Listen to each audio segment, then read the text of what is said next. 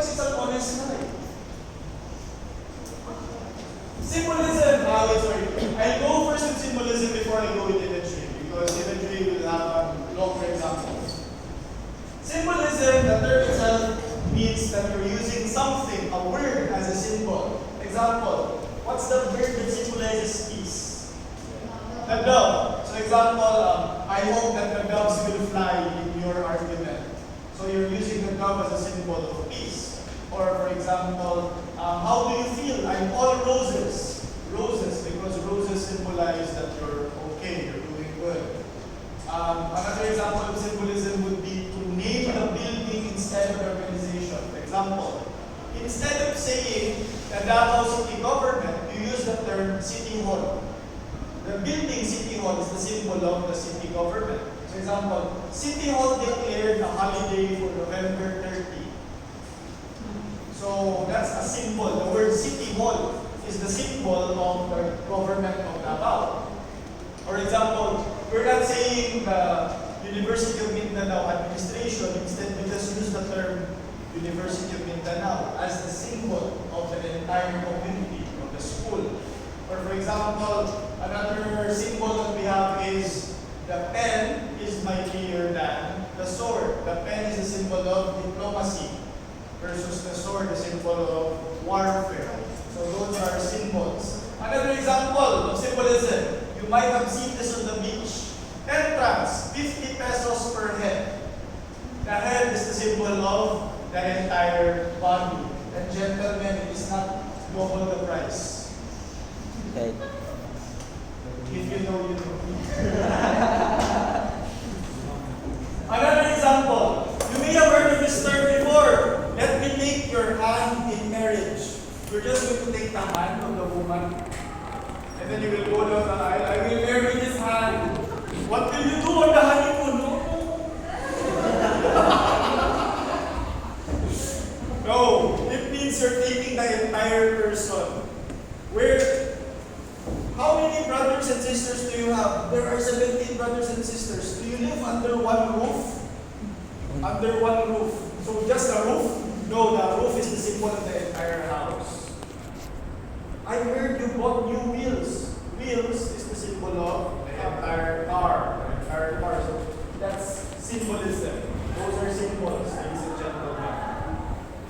Do you have money? I don't have coin. Coin is the symbol for money. Or let's get this bread. Bread is the symbol for money.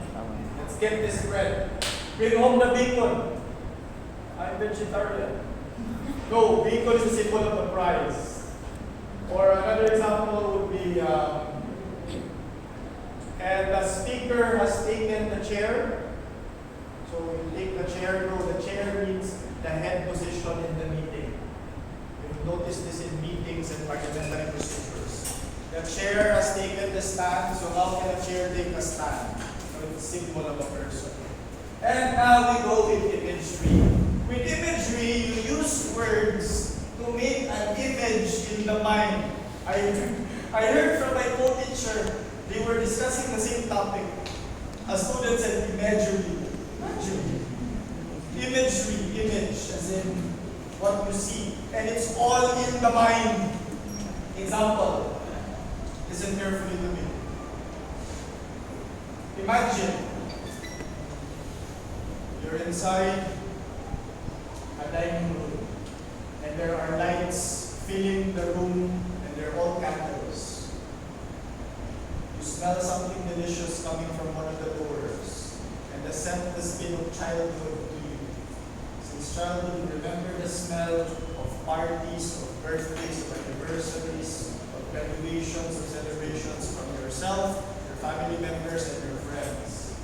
And you hear the tinkling of glass and plates coming forward towards your table, and you are seated in the most comfortable chair, and in front of you is a white table with white tablecloth, whiter than what you've ever seen in your life.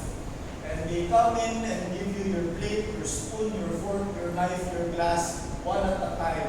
They fill your glass with ice, and you see the ice cubes tinkling down onto the glass. And they open a fresh bottle of Coca-Cola, so fresh you could still hear the gases coming out. And they pour it onto your glass, and you can see it cascading and flowing onto the ice. And you could see the small fountains coming out from the glass.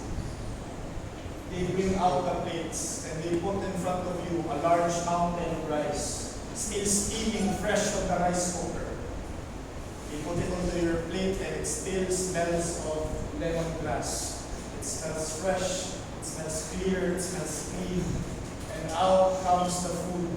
The meat comes out, the chicken comes out, and then they slice the chicken. You see the crispy skin and inside the juicy meat.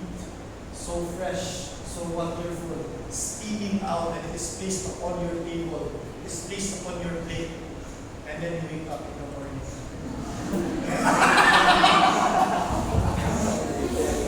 That's imagery. I am not showing you anything. I am only saying words, and you can imagine it in your head. That's imagery. That's imagery, ladies and gentlemen. And that's why words are wonderful, and that's why words are powerful. We make figures of speech because they make our lives more interesting. Make our writing more interesting.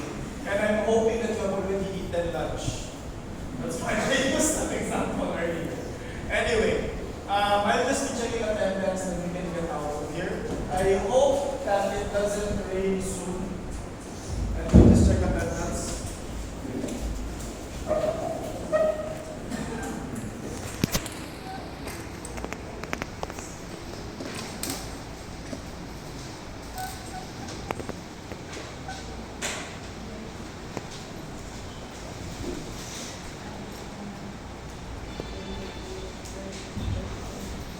I